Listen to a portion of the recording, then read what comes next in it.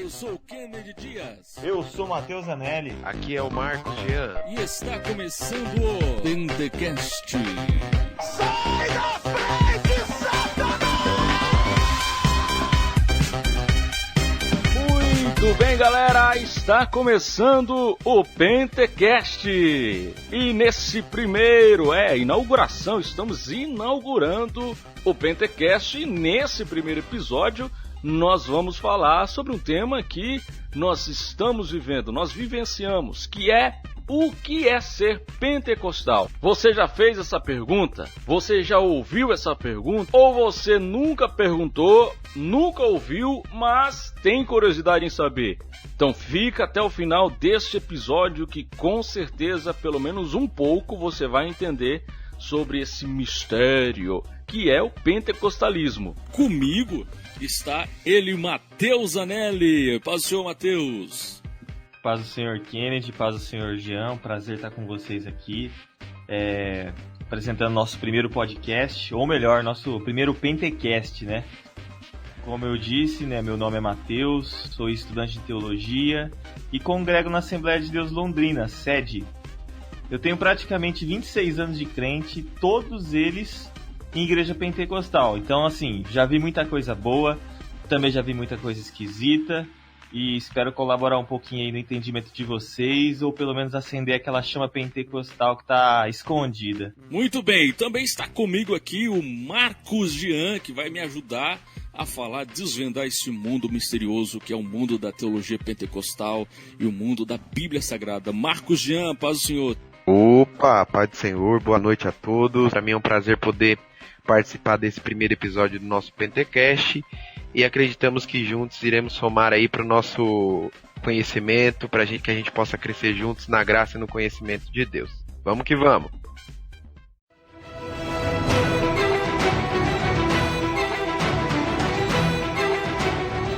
Isso aí, o propósito do nosso podcast, desse Pentecast, é falar sobre teologia a partir de uma visão mais descontraída, discutir alguns assuntos relacionados à igreja e também trazer conteúdo de qualidade, apresentar a vocês que estão ouvindo uma visão nova a respeito de muitos assuntos. Teremos aí ao longo de todos os nossos episódios, vai ter debates, vai ter entrevistas, mensagens devocionais e muitas outras coisas aí que nós vamos trazer para você, meu ouvinte querido. Já compartilha este áudio, este podcast, já mostra pra galera, pra família, pros amigos, que com certeza vai abençoar a sua vida. Esse é o nosso objetivo.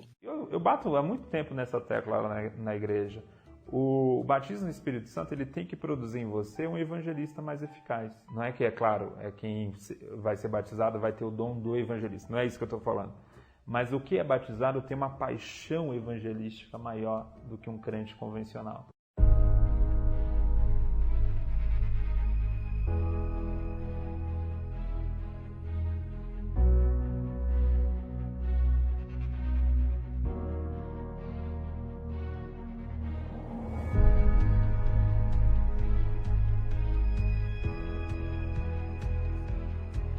Muito bem, galera, nós fazemos parte aí de um grande movimento, né? Como o Matheus já disse, e eu creio que o Jean também, eu também, nasci neste movimento pentecostal. É um movimento que tem crescido ano após ano, né? E existe algumas divergências, existe algumas críticas, muitas críticas ao movimento pentecostal. Só que a pergunta sempre fica, né? O que é ser um pentecostal? O que é ser, de fato, o que é fazer parte de um movimento pentecostal. E para falar sobre o que é ser pentecostal, a gente precisa primeiro falar o que não é ser pentecostal, né, Matheus? E, Matheus, uma pergunta eu deixo para você, eu jogo para vocês dois aí, Matheus e o Jean, né? Deixo para vocês dois e saio correndo. Matheus, o que não é ser um pentecostal? Primeiramente, Kennedy, o que não é ser pentecostal?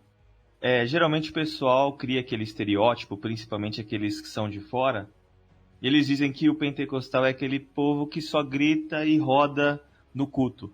Mas isso é apenas um estereótipo falso que colocam sobre os nossos ombros. Pentecostalismo não é só gritar, não é só rodar, e na verdade nem isso é. Pentecostalismo vai muito além disso tudo. pentecostalismo é uma forma de pensar, uma forma de interpretar a Bíblia, numa hermenêutica diferente. Então, a princípio, pentecostalismo, ou o verdadeiro pentecostal, ele não é aquele que grita e nem aquele que roda dentro da igreja. Jean, e a gente vê aquilo que o Matheus falou, né? Às vezes o exagero, ele demonstra, passa uma sensação para as outras pessoas que a nossa teologia pentecostal é uma teologia antibíblica, né? Mas não é bem assim. Nós reconhecemos também que dentro das nossas igrejas existem muitos exageros, né, Jean? Com certeza. Vamos partir do princípio, né? O pentecostalismo, ele se baseia na doutrina dos apóstolos, ali, principalmente na descida do Espírito Santo, né? E o que não é ser pentecostal é tornar esse momento tão importante para a igreja primitiva não como algo espiritual, mas como algo espiritualista. Existe uma grande diferença entre ser espiritual e ser espiritualista, né? O espiritualista, ele exagera, o espiritualista, ele passa o limite da razão. Então, o que não é ser pentecostal é passar o limite da razão de ser pentecostal. Quando isso acontece? Através do emocionalismo, através dos exageros. E não ser pentecostal é isso. A palavra pentecostalismo, ela, infelizmente, ela se confundiu muito com o termo movimento, com o termo barulho, com o termo fogo estranho, né?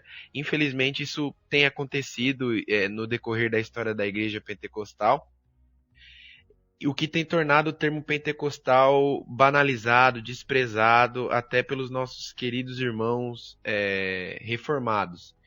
Isso tem sido um problema, porque o termo pentecostal, ele tem uma importância muito grande, né?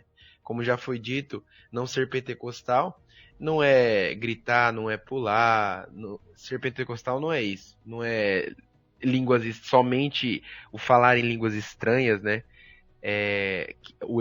A evidência de falar em línguas estranhas, como nós acreditamos. Então, o problema do não ser pentecostal é isso, é a pessoa que passa da razão e começa a entrar no lado da emoção, do espiritualismo, e a gente entende que um culto a Deus tem que ser um culto racional. E a gente nota, até mesmo no meio de algumas igrejas que nós frequentamos, né, ao longo de toda a nossa história, que o culto pentecostal, ele tem, claro, é um culto mais, vamos assim dizer, animado, né, do que as outras igrejas. O Jean falou algo muito interessante do espiritualismo, do emocionalismo. A gente também vê as pessoas querendo se aparecer, né? Vamos usar essa expressão.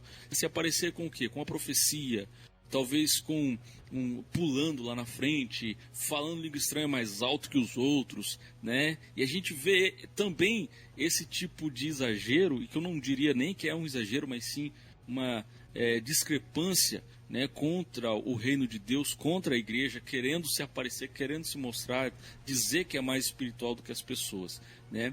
E muitas das vezes a gente vê pessoas fazendo isso nas nossas igrejas e passa uma imagem para as pessoas. E eu falo, Matheus, que isso nada mais é do que colocar o homem acima de Deus, né? Acima de Cristo.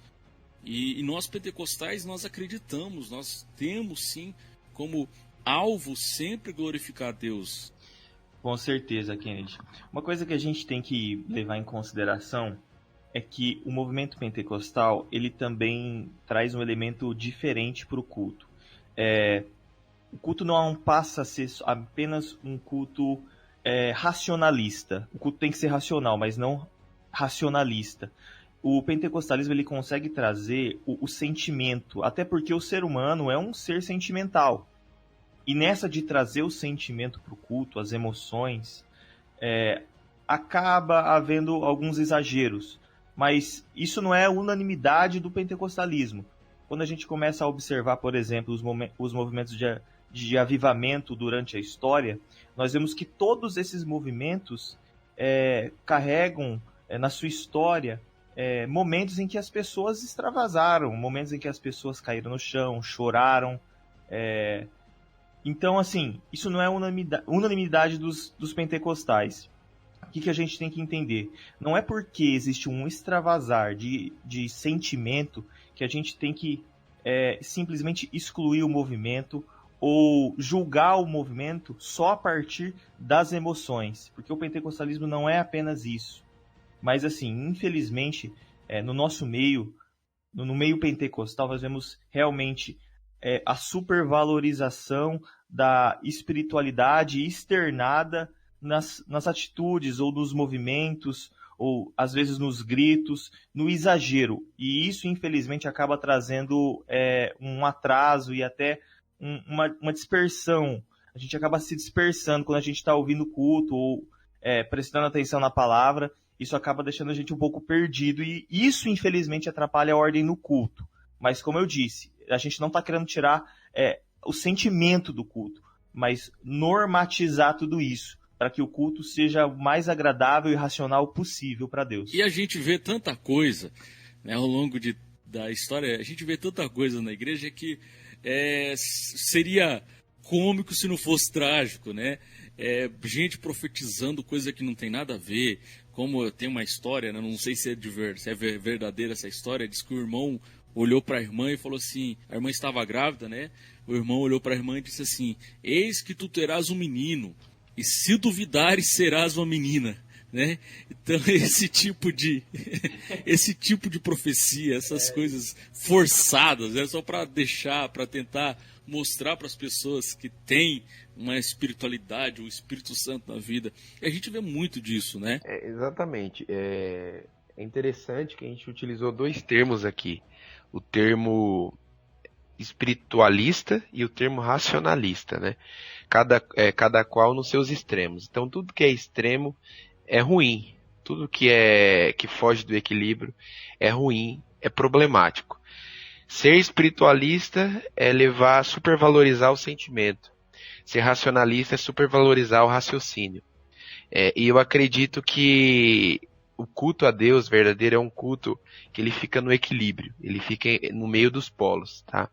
Isso a gente vê no próprio neopentecostalismo, né? Porque o neopentecostalismo é justamente um pentecostalismo que pende mais para o lado do emocionalismo. Daí surge as diversas heresias, ações heréticas contra o que foge da doutrina bíblica cristã, justamente porque o emocionalismo ele toma conta do culto. Tá? Então o que é ser um pentecostal? Ser um pentecostal é uma pessoa que fica no equilíbrio. Não ser pentecostal ou ser neopentecostal é uma pessoa que foge do equilíbrio e parte para o emocionalismo. Então assim, isso é um grande problema. A gente vê esses exageros na igreja pentecostal justamente porque são pessoas que infelizmente deixam de se basear na Bíblia, na palavra de Deus e buscam na emoção a base da sua vida. E isso é o problema, e isso é o que acarretou o surgimento do neopentecostalismo. Eu não posso aqui ser infantil ou ingênuo de generalizar ao ponto de acreditar que todos neopentecostais são assim. Mas a grande maioria eu tenho certeza que são pessoas que não fundamentam a sua vida na palavra de Deus e buscam no sentimento, através somente de canções, louvores que valorizam o ego do ser humano, através de movimentos, campanha do sal grosso, campanha da água ungida, campanha não sei do que. A toalhinha. A toalhinha, exatamente. Então, assim, temos que tomar cuidado. O que é ser pentecostal é justamente, eu fico no meio ali, é o equilíbrio entre o racionalismo e o espiritualismo. E a gente tem, o neopentecostalismo hoje tem tomado não só as igrejas neopentecostais, tem praticado já, né, suas práticas, como nós citamos aqui, você colocar copo d'água em cima da TV, se bem que hoje já nem dá mais para colocar, né, porque as TV é tudo fininha, né, mas antigamente você colocava copo d'água em cima da TV, hoje você compra lenço com o suor do fulano, você paga um valor absurdo para poder receber algo em troca, fazendo barganha com Deus. campanhas e mais campanhas, campanhas disso, campanhas daquilo, com nomes mirabolantes, né, somente para atrair as pessoas. E como se não bastasse as campanhas, também temos as práticas dentro das igrejas, que são muitas das vezes medonhas, horrorosas de se ver, né? Coisas assim que não tem cabimento na Bíblia Sagrada, coisas que extrapolam. Isso tudo é para poder chamar a atenção. E você vê que, infelizmente, as pessoas não têm um comprometimento com a palavra de Deus, mas o comprometimento dela está com a pessoa que está lá na frente falando, né? Muitas das vezes coisas somente para poder chamar elas, né, para o seguir.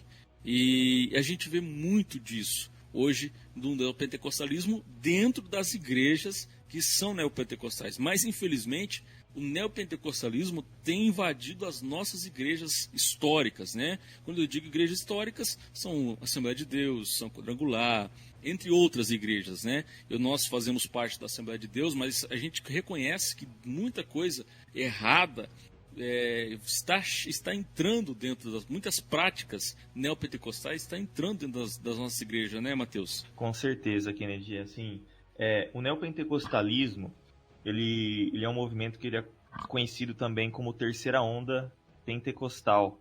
Eu até não gosto dessa classificação, mas é a classificação que os historiadores fazem.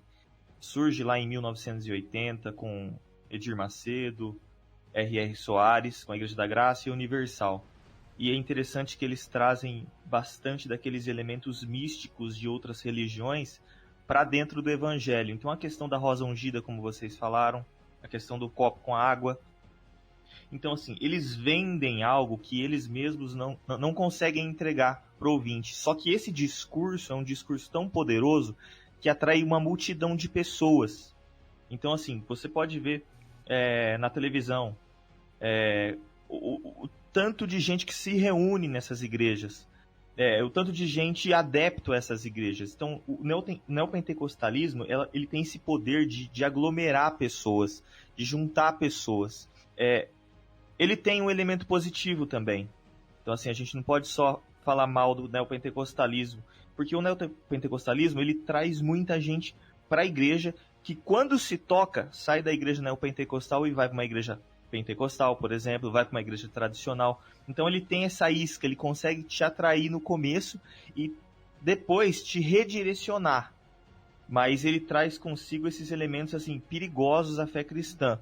Então, assim, eu não considero o neopentecostalismo um desdobramento do pentecostalismo, porque uma coisa não tem nada a ver com a outra. Se você pegar o neopentecostalismo, por exemplo, ele não acredita no batismo com o Espírito Santo como evidência, por exemplo. Então, o foco do neopentecostalismo é a teologia da prosperidade. E qual que é a teologia da prosperidade? Qual que é o grande problema da teologia da prosperidade? O problema da teologia da prosperidade é enxergar só aqui e só agora, sem olhar para o reino de Deus. Então, assim, só para finalizar aqui esse ponto. O que não é ser pentecostal? É ser neopentecostal. E como a gente já falou, né, as práticas neopentecostais, ela tem entrado e a gente já comentou muito sobre isso, já falou muito sobre isso. Então, se você está, né, praticando uma das coisas que a gente falou, você pode ter certeza que você não faz parte do pentecostalismo. A gente precisa tomar cuidado, né? O pentecostalismo, nós já vamos falar daqui a pouco, mas o pentecostalismo o pentecostal, a pessoa que faz parte do movimento pentecostal, é uma pessoa que segue a palavra de Deus, né? Que vai em busca de cumprir aquilo que está escrito nas Sagradas Escrituras. Algo importante a respeito do neopentecostalismo, Mateus, Kennedy, é uma marca registrada dele, que seria o sincretismo religioso, tá? Então o neopentecostalismo, ele infelizmente tem essa marca do sincretismo religioso, ele traz consigo essa realidade. E o que seria exatamente o sincretismo religioso? Nada mais, nada menos que a mistura de várias religiões, né? Ou de vários viés religiosos, posso assim dizer. Por exemplo, a mistura de características judaizantes, ou comportamentos, ou da cultura judaica em cultos cristãos, cultos evangélicos. Então isso é um problema. Eu não me recordo o versículo, mas tem um versículo bíblico que diz que há um problema muito grande em você juntar uma religião com a outra, né? Me recordo que Jesus disse assim, que é complicado você colocar vinho novo em odres velhos, né? Em vidros velhos. Então isso é um problema, você acaba misturando algumas ideologias religiosas e construindo uma nova ideologia. A gente pode pegar aqui um exemplo, né, aqui polêmico, mas é a verdade, a respeito da Igreja Plenitude, né? O pastor Agenor Duque, por incrível que pareça, eu tive um treinamento no meu trabalho, né? Eu tive um treinamento sobre documentoscopia, como você analisar documentos falsos através de assinaturas e por aí vai. E ele que deu o treinamento para nós, quando ele fez coaching e ele fez também hipnose, quem era o colega de classe dele? Agenor Duque. Então, revelação bombástica. Desce a madeira. Ninguém esperava isso daqui. Como fala, é exclusivo. Bota exclusivo aí. Porque assim, esse meu professor, eu não vou revelar por questão de ética, né? Mas ele sentado assim na sua sala, assim, assistindo a sua TV, ele ficava observando tudo que ele aprendeu nas aulas de hipnose e o Agenor Duque estava aplicando em púlpitos.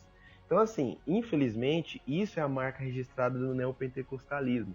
É o sincretismo, é você trazer novas ideias para, igual o Mateus disse, abarcar o maior número de multidões e poder alcançar o seu objetivo máximo, né? Que seria uma realidade, seria o dinheiro, seria o enriquecimento, crescimento de templos e por aí vai.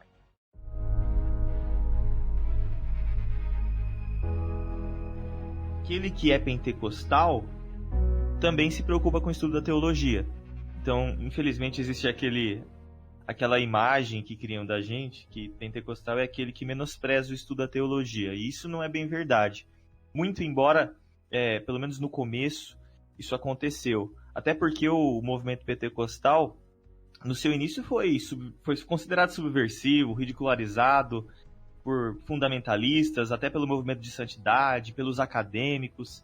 Então, assim, até essa postura anti-intelectual da nossa parte foi em resposta aos intelectuais, que menosprezavam nós dentro do grupo do evangelicalismo. Essa história, ela mudou. Então a gente consegue observar lá fora várias publicações pentecostais, sistemáticas pentecostais, livros pentecostais, autores pentecostais. Inclusive esses autores foram traduzidos já para o nosso idioma. E também aqui no Brasil temos muitos autores bons pentecostais, pessoas que se importam com a teologia. Elianai Cabral, o pastor Antônio Gilberto, que nesse momento está lá na glória. Então, assim, é uma mentira e uma falácia dizer que o pentecostal não estuda a Bíblia. Isso aí não corresponde à realidade. A letra mata não faz parte da gente. Exatamente, é isso que eu ia falar. O ditado daqueles que não gostam de estudar teologia bíblica. Eu sempre falo, que até causou uma polêmica esses dias que eu falei, que para evangelizar você precisa ser um teólogo. Por quê? Porque todo aquele que lê a Bíblia já é um teólogo, né? Você está praticando a teologia. Teologia é o conhecimento de Deus. Então quando você abre a Bíblia para ler, você está praticando teologia. Daí tem as pessoas sempre vai mencionar, né? 2 Coríntios, capítulo 3, se não me engano, a letra mata, mas o Espírito vivifica. Estão achando que você tem que estar cheio do Espírito Santo, não cheio de teologia, né? Mas existe uma diferença muito grande entre ser teólogo cheio do Espírito Santo e ser formalista, e ser apenas alguém, como nós já falamos, né? Racionalista. Você ser formal, você ser uma pessoa fria, né? O teólogo de verdade é uma pessoa cheia do Espírito Santo, porque ele vê na Bíblia o agir do Espírito Santo. Então, esse ditado, né, que se tornou um ditado, porque o versículo não fala que você não pode estudar teologia. Muito pelo contrário, o versículo fala que a letra, quando Paulo fala da letra, Paulo está se referindo à lei, né? Se eu estiver enganado, me corrijam, por favor. Não, tá certo, tá certo. Paulo está falando da lei. A letra mata, a lei mata, a lei vai lembrar dos nossos pecados, né? Mas o Espírito vivifica. O que o Espírito faz? Ele perdoa os nossos pecados, né? Ele traz para nós a graça. Então não tem nada a ver com que você não pode estudar porque a letra mata. Não tem nada a ver isso, né? Eu sei que a gente fala para muita gente que às vezes pensa dessa forma, né? Mas a Bíblia Paulo não está se referindo a isso. E a própria palavra de Deus fala que nós devemos crescer na graça, mas também no conhecimento, né? E conhecimento de Deus.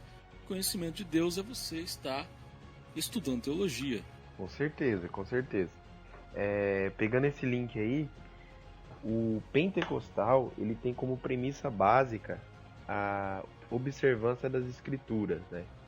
A prática. Quando eu digo observância, eu digo a prática das escrituras. O pentecostal ele visa isso. Ele traz a Bíblia como centro da sua vida, como manual de fé, como mapa do peregrino na terra. Nós somos peregrinos, não é aqui a nossa morada. Então a Bíblia é a nossa bússola, né? Nosso direcionamento aí para que nós possamos alcançar as mansões celestiais. Então o pentecostal ele tem essa premissa na sua vida. Já o neopentecostal, geralmente ele se baseia em movimentos, né? Ele se baseia em pessoas, ele se baseia em pregadores, ele se baseia em missionários, ele se baseia em apóstolos e por aí vai.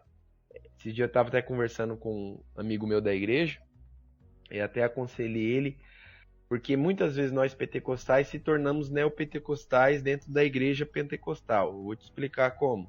Existem pessoas que sequer leem a Bíblia durante o mês, não toca nem na Bíblia, talvez só na igreja, né? Na hora de abrir para o pregador pregar, ele vai ler a Bíblia, mas ele não lê na sua casa, ele não procura viver aquilo, e ele acaba se baseando em quê? Se baseando em pregadores, em ensinamentos, e isso também é uma característica de um neopentecostal, uma pessoa que é levada por alguém que se diz o seu líder espiritual, né? Se você vai conversar, por exemplo, com alguém da Igreja Mundial, é engraçado que isso é uma verdade, vocês podem fazer esse teste aí, tá? Alguém que você conhece aí que frequenta a Igreja Mundial.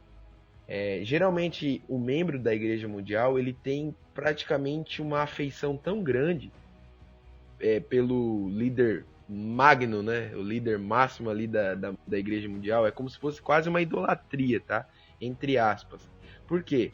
Porque eles são extremamente influenciados pelo que o líder fala.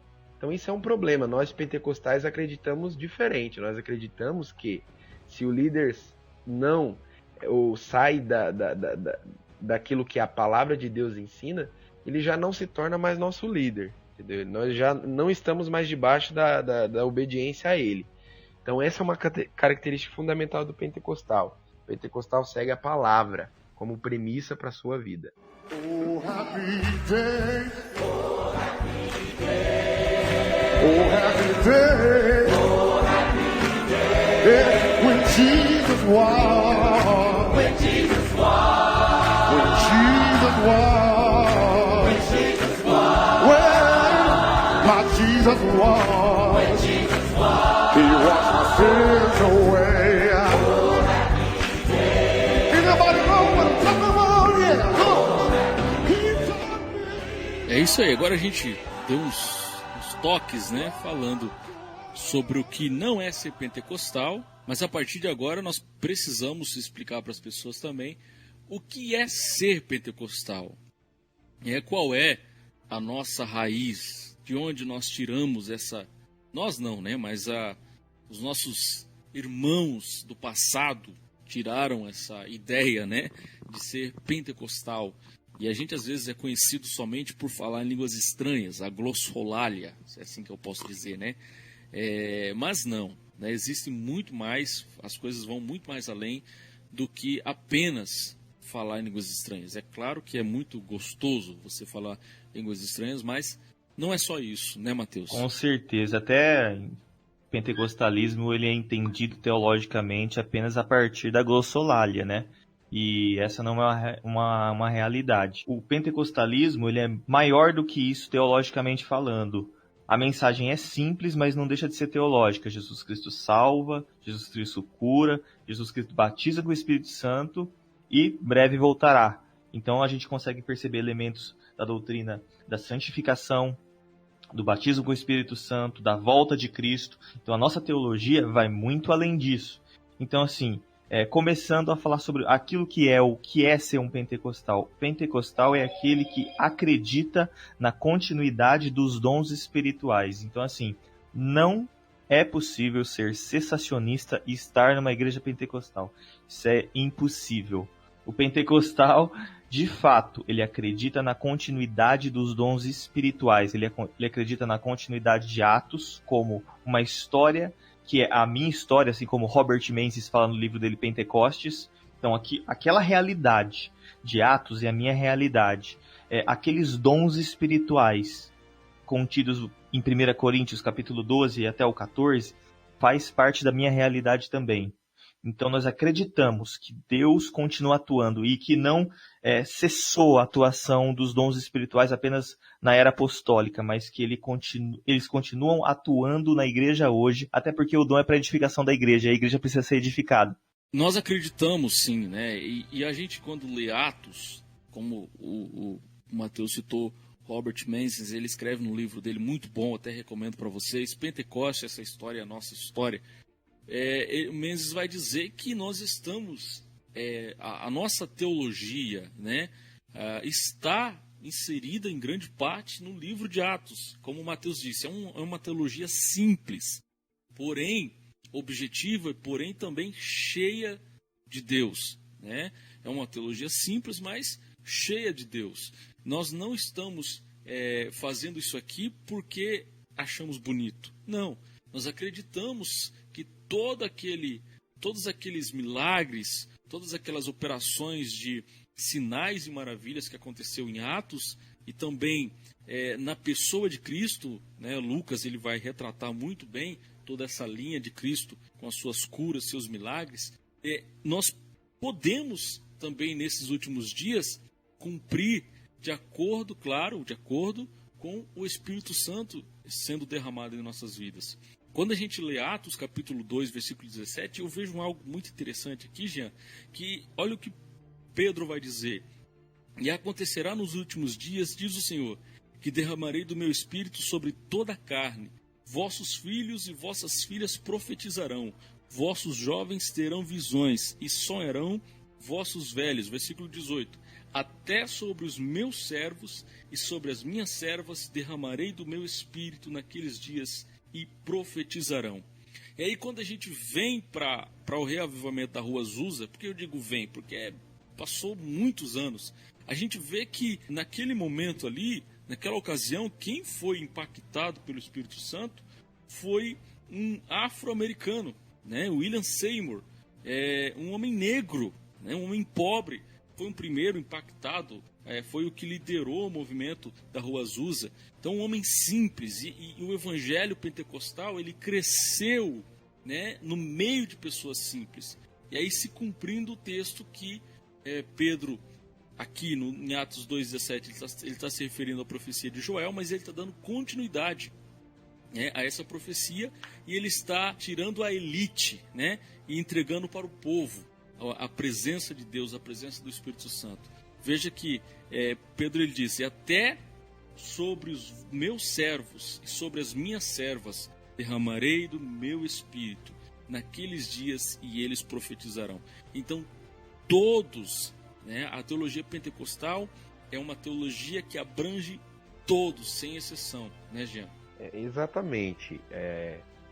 Quando a gente fala aqui referente o alcance que o pentecostalismo, o movimento pentecostal tem em relação às pessoas mais pobres, não significa ou não exclui as pessoas de maior poder aquisitivo, muito pelo contrário, tá?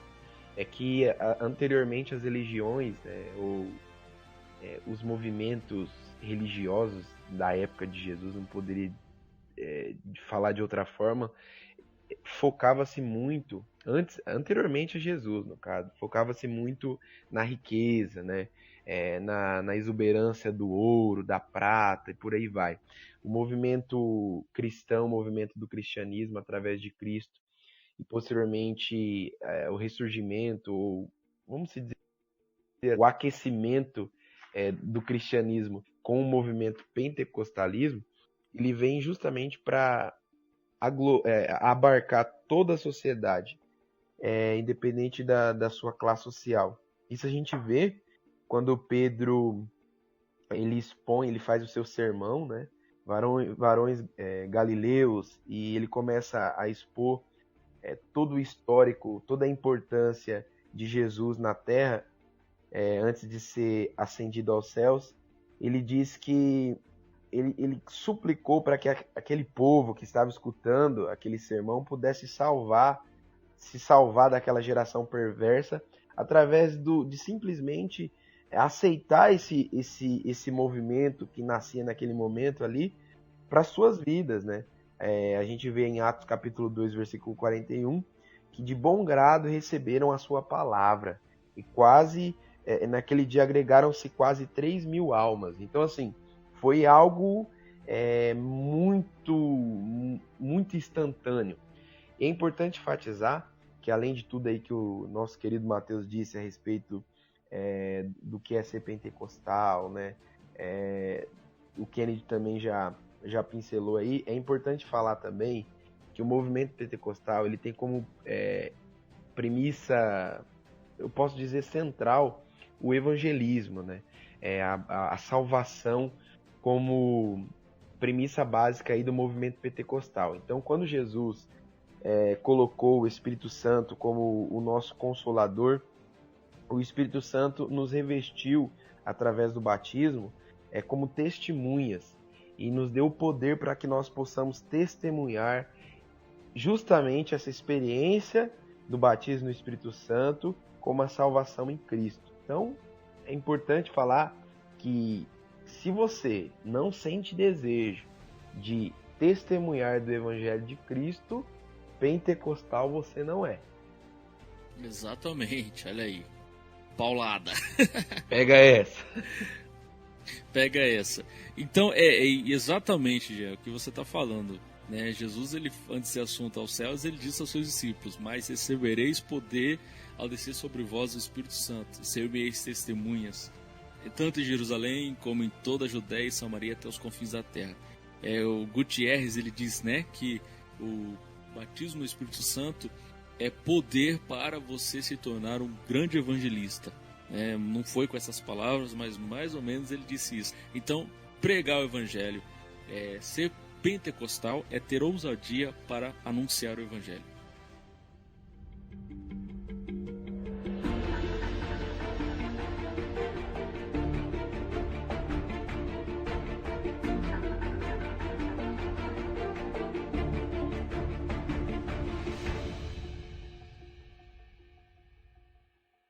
Por que a gente crê nisso, Kennedy? É interessante o que você acabou de falar. Como que o pentecostalismo interpreta as escrituras? Geralmente, as igrejas mais históricas, tradicionais, a perspectiva que elas têm a respeito dos evangelhos, das cartas, de toda a Bíblia, é mais uma perspectiva paulina.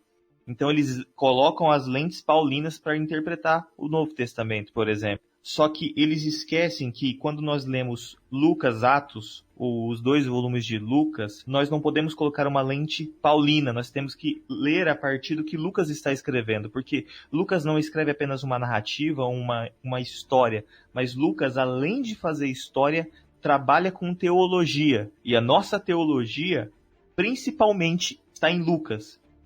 Então, qual que é o nosso desafio? Entender a história e interpretar a teologia de Lucas. A nossa hermenêutica é assim. Quando Lucas ele fala sobre batismo, ele fala de um batismo, mas não na mesma perspectiva de Paulo. Lucas, ele interpreta o agir do Espírito Santo como o agente capacitador para a missão. Enquanto Lucas fala do agente capacitador para a missão, Paulo fala do Espírito Santo como aquele agente santificador e aquele que salva, aquele que age na salvação.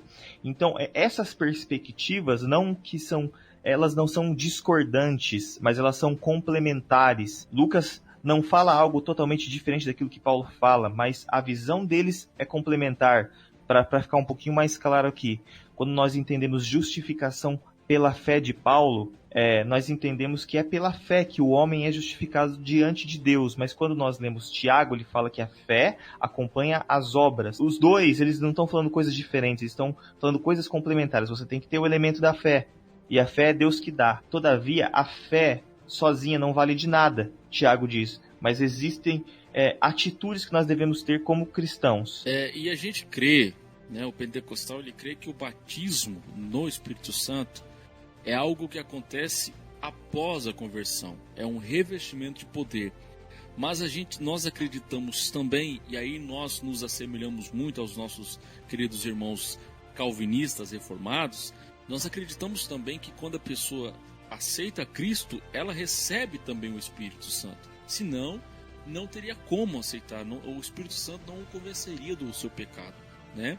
Então ela recebe o Espírito Santo também, mas o batismo no Espírito Santo é um dom, né?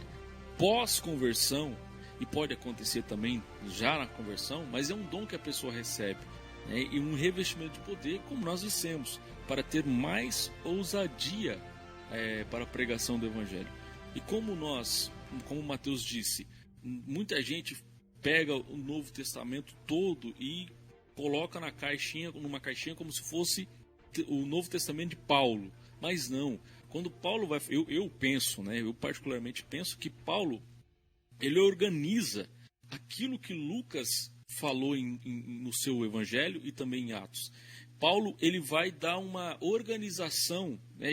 A gente lê as cartas de 1º e 2º Coríntios, a gente vai ver que Paulo, ele vai dar uma organização em como agir, né, mediante o Espírito Santo. Veja que Paulo fala que o espírito do profeta é sujeito ao profeta. Isso aí, ó, pegando essa linha de pensamento e fazendo um balizamento aí na fala do Mateus, é importante falar que Paulo, tendo em vista que na visão de Paulo o Espírito Santo ele é um agente santificador, Paulo ele diz em Romanos 6,18 assim: e libertados do pecado, fostes feitos servos da justiça. Então a gente vê que o Espírito Santo, e quem é pentecostal de verdade acredita nisso, o Espírito Santo ele vem para nos libertar do pecado e para nos escravizar, entre aspas, né, como servos da justiça. Então, o ponto importante aqui de quem é pentecostal é entender que o Espírito Santo ele torna-se o nosso agente santificador e condutor da nossa vida. O Espírito Santo ele dita a mim as regras, ele dita em minha vida as regras para eu viver em santidade.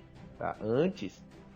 Anteriormente, ali na época dos judeus, né, contemporâneos a Cristo ali, acreditava-se muito na lei de Moisés, né? Existiu até uma lei oral, uma lei falada de pai para filho, era a lei assim, manipuladora, o jugo pesado que vinha através dos fariseus. Tradicionalista, né? Tradicionalista, exatamente. E isso Jesus veio quebrando essas coisas que pesavam as pessoas daquela época, né? Pesavam os ombros. Então o Espírito Santo ele veio como libertador da lei.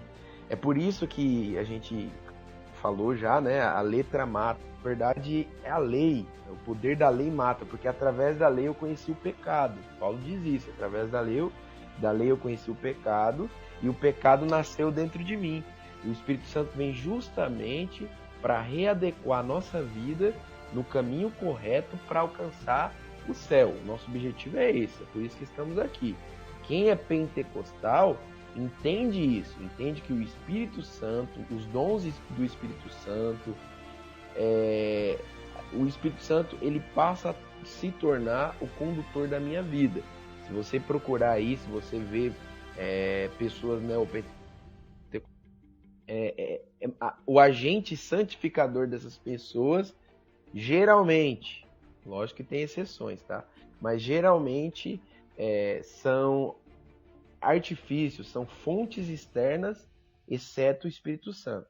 Para o pentecostal, não. Pentecostal, o Espírito Santo é o agente santificador, como bem disse o Kennedy e o Mateus.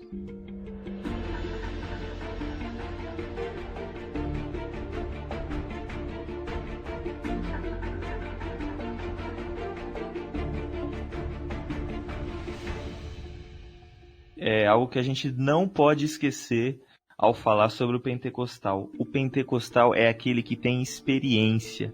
Então, se a narrativa de Atos é uma narrativa que faz parte da vida do pentecostal, logo o pentecostal é aquele que tem experiências com Deus. Quantos de vocês já testemunharam na igreja? Nós aqui já testemunhamos na igreja. Quantos de nós já, assim como os discípulos no caminho de Emaús, sentiram o coração queimar quando nós percebemos que o Espírito comunicava algo conosco ou que falava conosco? Então, o pentecostal, ele tem esse elemento distinto. Ele consegue ler a Bíblia e a Bíblia consegue impregnar tanto na vida dele que até quando ele não está com a Bíblia debaixo do braço, Deus fala com ele. Claro que tudo regulamentado a partir das Escrituras. É uma coisa que a gente às vezes precisa entender, é que para o pentecostal, não estou falando de prioridade, mas a ordem. Geralmente a experiência vem primeiro e a Escritura vem depois. Mas quando falamos de importância, a Escritura em primeiro lugar, porque a Escritura vai regulamentar a experiência. O que a experiência vai fazer? A experiência vai deixar mais claro aquilo que a Escritura mesmo diz. Então, por exemplo, quando nós tivemos o começo do movimento pentecostal, houve um estudo numa escola de teologia, a Escola Betel, em Topeka, no Kansas, e o estudo deles baseava em entender qual era o elemento evidencial do batismo com o Espírito Santo.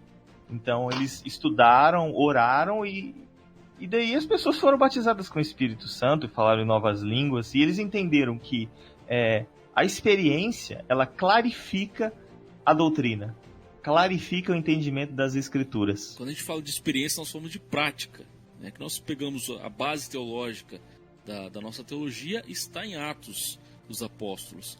Então, aquele mesmo servo de Deus que operou, que curou um aleijado, que ressuscitou, né, a Dorca, esse mesmo discípulo estava cheio do mesmo Espírito e nós estamos cheios nos dias de hoje. Então o mesmo Espírito Santo que operou naqueles dias pode operar nos dias de hoje.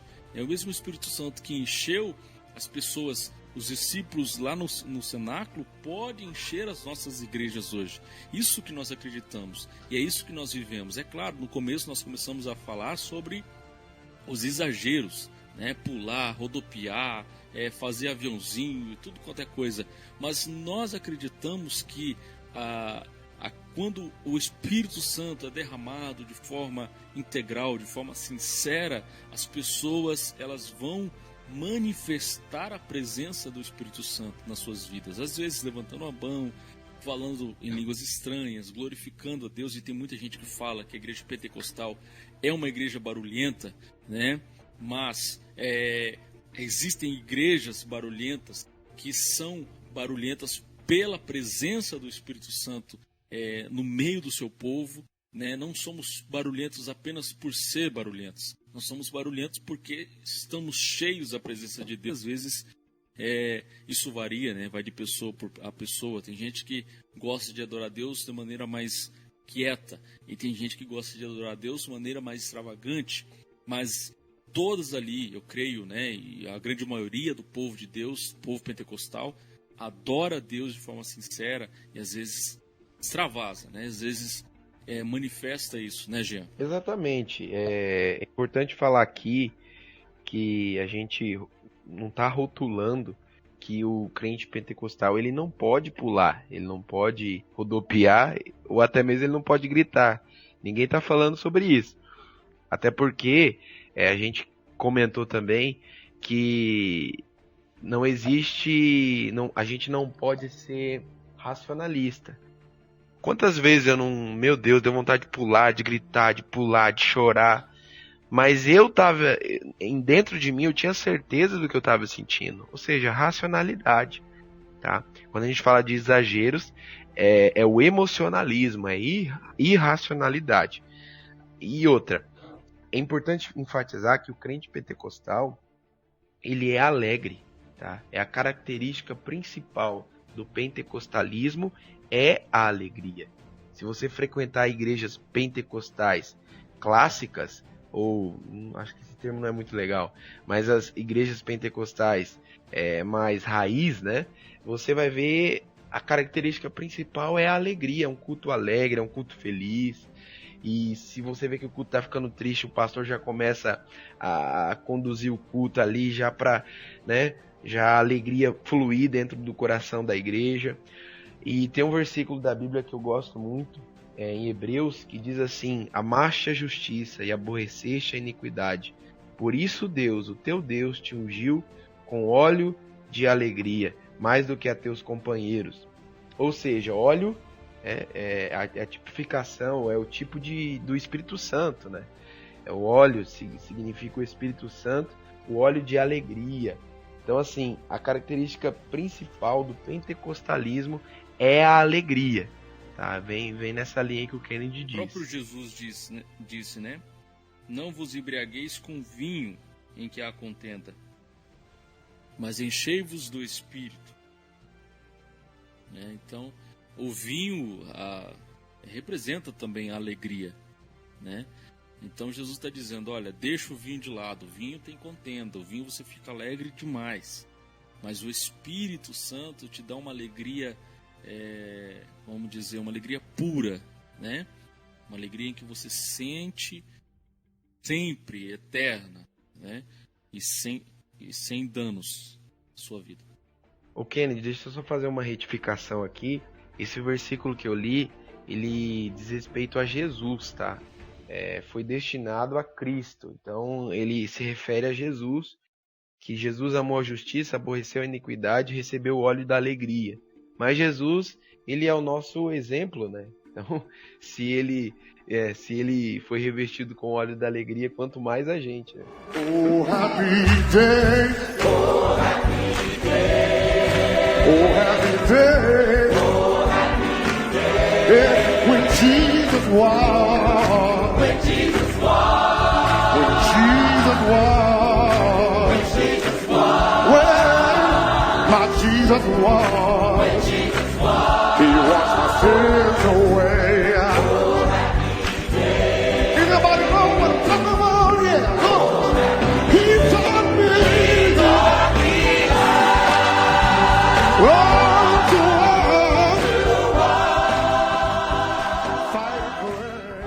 E a gente tem também dentro das nossas igrejas pessoas, e quando a gente fala isso, quer dizer que a gente está classificando as pessoas, né? Porque tem pessoas que não são batizadas no Espírito Santo, vão para o céu, são crentes, são salvas, são fiéis, mas não receberam o batismo no Espírito Santo. E existem pessoas, a gente ora para que isso aconteça, quer que isso aconteça, e eu quero crer que é a grande maioria do nosso povo, da nossa igreja, é batizada no Espírito Santo. E, Mateus, a gente não classifica, né, esse tipo de pessoa como uma pessoa sendo superior só porque é batizada no Espírito Santo. Com certeza, Kennedy. Na verdade, eu interpreto, nós pentecostais interpretamos essa questão do batismo com o Espírito Santo como uma evidência física inicial, que é o falar em línguas estranhas. Mas o falar em línguas estranhas não cria uma classe especial de crentes. Então, assim, nós não somos superiores porque somos pentecostais ou porque falamos em línguas, não. Simplesmente nós acreditamos e por isso nós somos batizados. Para clarificar essa ideia, se a gente for lá em Marcos capítulo 16, no versículo... Vamos começar do versículo 17, diz assim, a parte A: e estes sinais acompanharão aos que crerem. Que sinais? Em meu nome expulsarão demônios. E aqui fica o ponto principal. Falarão em novas línguas. Então por que muitas pessoas não são batizadas no Espírito Santo hoje? Por quê? Simplesmente porque não creem. Na verdade, muitas tradições, principalmente históricas, elas se consideram batizadas com o Espírito Santo porque interpretam com as lentes de Paulo. Então, ser batizado no Espírito Santo para eles é ser convertido. E nós recebemos realmente o Espírito Santo a partir da nossa conversão, mas nós acreditamos num poder capacitador do Espírito para a missão, e isso é necessário. E qual é a evidência dele? O falar em línguas. Mas lembrando, no pentecostalismo, que é um movimento assim multifacetado, é difícil às vezes classificar o pentecostalismo, não é todo pentecostal que acredita que a evidência inicial é o falar em línguas. O próprio William Seymour acredita que existem outras maneiras de você entender que foi batizado com o Espírito Santo. Mas dos moldes aleanos, né, como nós acreditamos na evidência inicial do falar em línguas.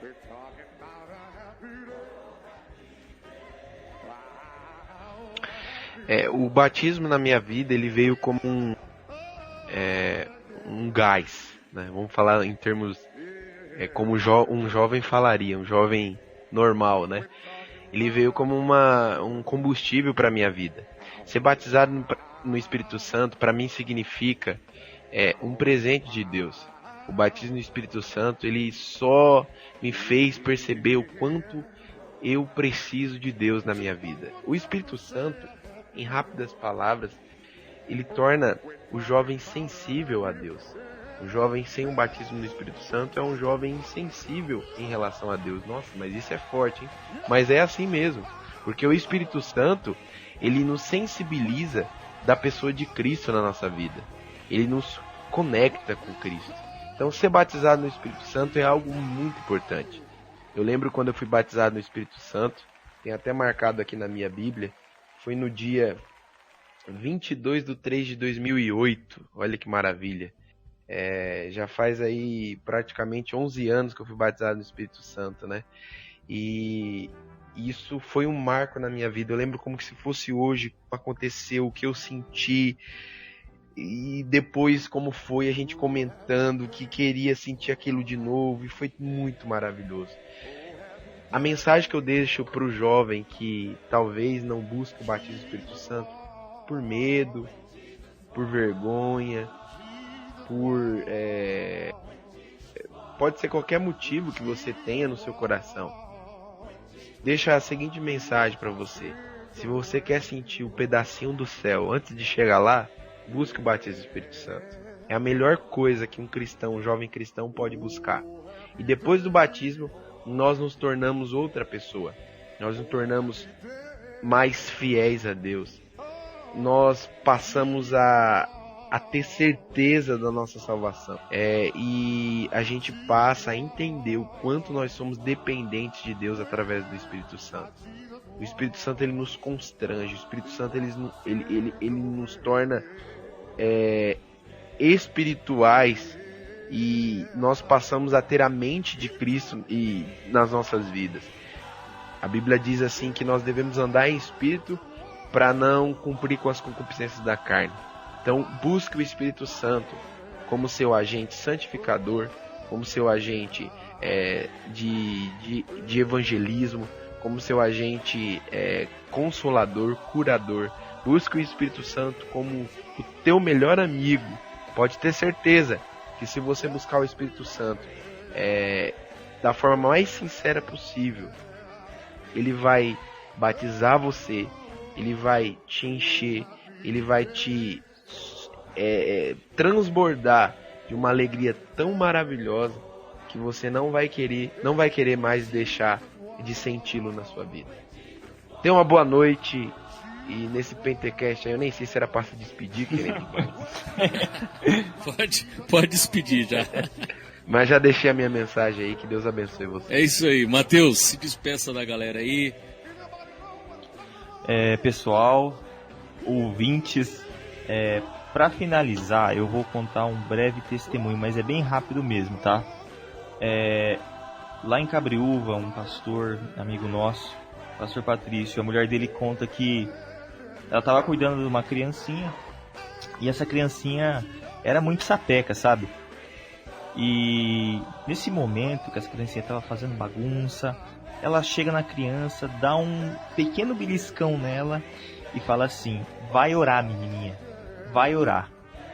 Naquele momento, a menininha foi orar. E orando, de repente, a irmã se deparou com a criança falando em línguas estranhas. No outro dia que a irmã foi cuidar dela, ela olha para a irmã e fala assim: irmã, belisca eu de novo? Então assim, gente, vou até alegorizar aqui, que o Espírito Santo venha nos beliscar, para que a gente venha buscar o batismo com o Espírito Santo, porque é algo de Deus, é algo para a igreja, é algo para edificação, para evangelização. Então o meu recado é esse. Tenham todos uma boa noite ou um bom dia, depende da hora que você vai ouvir o nosso podcast, e que Deus abençoe vocês, que vocês sejam bênção onde forem. Amém. Exatamente. Muito obrigado, Matheus, muito obrigado, Jean, e muito obrigado você que nos escutou, nos ouviu até agora e teve a santa paciência de nos ouvir. Esse foi o primeiro episódio, não tá top, mas vai ficar top em nome de Jesus. Os próximos aí nós vamos melhorar, com certeza. Mas continue ligado com a gente. Nós vamos trazer mais temas aí para vocês. Nós vamos trazer mais coisas boas da palavra de Deus, entrevistas, debates. Vai ficar muito top, muito show. Compartilha esse podcast, anuncia pra galera, fala, tá tendo aí um Pentecast, podcast jovem, com linguagem jovem, para que você possa entender, se não tudo, mas metade do que nós aprendemos ou do que nós estamos buscando aprender para trazer a você. Fique com Deus. E como disse já um grande cantor, que acima da média, sejam cheios do Espírito Santo e que Deus abençoe a todos vocês. Fica assim, valeu. Yes, I do.